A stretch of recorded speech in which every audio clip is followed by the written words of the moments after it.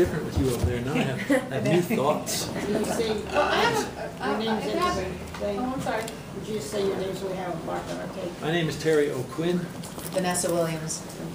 I had this thought about the show since Comic-Con when we chatted, that possibly that you guys are married because he has something on you and so he wants to use I resent that question. I think we're married because she finds me irresistible. He's hot. That's right. But is there any possibility that there was something you wanted and this is your payment for whatever it was? I don't think I'm held hostage at all. I think we're trying to establish a really loving, respectable relationship that is sensual and completely plausible. So again, we're in the middle of shooting episode 2, so we don't have that much to offer, but that's what we're going for. What do you feel? Talk a little bit about each one of your characters. I remember doing this with you, Terry, for Lost, and you hadn't a clue as to where it was going, and it was such a pivotal role. I mean, it was just so... That's the way I function best.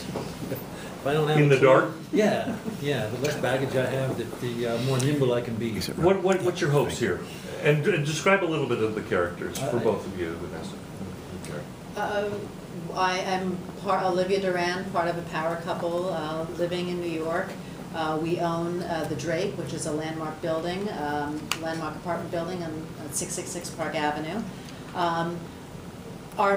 I feel our modern day equivalent for people that don't know the world of Manhattan would be a Donald Trump-ish, where he is really a maverick in terms of real estate ownership and the world that he provides with his hotels and his residential buildings. And also a part of the Madoff empire, where people knew the exorbitant amount of wealth that they had, knew that they aspired to have that type of lifestyle, didn't quite know how they maintained it until it all came coming down like a house of cards. Terry? What was the question? Give me a thumbnail of the character. Character Gavin Duran owns the Drake with his wife Olivia. The Drake appears to be a source of power, a wellspring of some sort of power, whether it's dark power or not. It's being used for that purpose by Gavin, who manipulates us for whatever reason, endowed with the ability to manipulate that power to his own ends and perhaps to the ends of the building. There may be, I think he's a sharecropper of evil. I think he has to satisfy the building, and I think he can use some of it for his own purposes. And he looks for people. He's a predator. He looks for people that he can exploit, and he exploits them. Well, your character is shrouded very much in mystery, and why do you like playing characters that you don't know so much about? And do you like that? Do you actually get a thrill out of having something where you really can't do too much research because there's no idea about? Well, that's usually the nature of a pilot. You get a script and you don't know what the backstory is. So you ask a lot of questions when you start, and usually the creators kind of don't know either. They just want to establish the world. And that's what we have to work on now that we're picked up, thank God, and we're moving ahead to our first season. What makes their relationship so fantastic and sensual? Why do people want to be us and live where we live? And what's our weakness? We delve into our child that we lost 10 years ago in a tragic accident. I'm sure that'll be explored, and that's kind of the thrilling thing about the process of discovering who your character is. Vanessa, when you first read this, what did you like about it? I liked the first 2 pages, and I remember reading Symphony Orchestra, watching the violinist, seeing his fingers start to bleed, cutting back to Olivia and Gavin, watching from the Philharmonic balcony. The tension was completely there. I had no idea what Olivia's backstory was, but I knew that this was an intriguing moment to set up the world where the Drake is, and it of course shot in New York, which was thrilling for me. When do you think the deal with the devil went down? Do you think the death of the child? I don't know. I don't know if there's a deal with the devil. I don't know who's the jailer and who's the prisoner. You know, maybe we're both prisoners of this place. You know, maybe I made a deal, or maybe I'm simply a middleman. Or you could be the devil himself. I could be the devil himself. Maybe the devil doesn't know he's the devil. Did the death of the child happen at the Drake?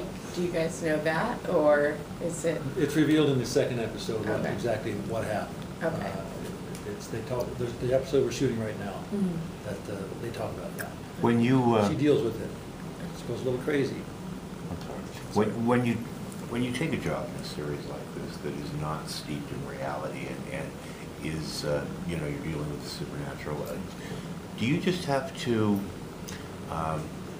give yourself over to the story and the conceit of the story, or do you have concerns going in and say, gee, I'd really like it if it doesn't go in this direction, or it doesn't go in that direction? I think it's our job to keep it as realistic as possible. That's what makes people relate to it. And in terms of tone, not making it arch, but keeping it really subtle. And I think that's what worked well in the pilot, and that's why people could kind of lose themselves within the world and then get frightened by the unfortunate things that do happen. I don't think you can look too far down the path. You know, in my whole career, basically, you know, it's a twisty, turny road, and you can see to the next corner, and that's as far as I'm going. And then when you get to the next corner, you'll see what's around that corner. But if you hope too much for where the road leads, it's really easy to be disappointed. Vanessa, when you think back to your background in music as a musician, not as a vocalist, do you think that helps you as an artist as an actor to understand the beats? Well, both Terry's a musician as well, so I think when I read it on the page, I hear it, the way the dialogue kind of rings in my ear and how vocally I approach it. So I think there's always some kind of musical component to how I see structure. And it's great to be able to have that world kind of, well, not only on a practical level, because I get serenaded by Terry in between setups with his guitar. He brings his guitar to set every day. So while they're breaking stuff down, I'll hear some tunes. And You haven't heard much. You haven't heard I've heard you play piano and guitar, so that's a nice treat. You heard my entire repertoire on piano. Terry, Can you Terry, think of a time when earlier- can you think of a time when you wanted something so desperately that you might have actually made a patch like this? No, I can't think of a time that I would have made that some kind of a deal where they were 10 years from, I don't know, maybe when you're young, you know, but I don't think so. I know there are such things. I mean, I think we see it in, I use the example of athletics, for example, people who use some performance-enhancing drug, not knowing how that's going to affect them down the line because they want to be the best. I mean, that's kind of a deal with the devil. And, you know, I don't, but I can never think of a time where that's me touching wood. I've been fortunate enough to be able to get this far without having to make that kind of promise. Thank you. Thanks, very everybody. much. Before you guys go, can I I'm just ready ask you, now, so the vacancy opens up in the building. Vanessa, can I ask you quickly on what's your favorite charity and why? favorite What is a charity? favorite charity of yours and why? I've got a lot. Right now, I'm working with one called Ubuntu Africa, which is helping children in South Africa who are inflicted with AIDS. But I've got so many. But that's one that's my dearest right now.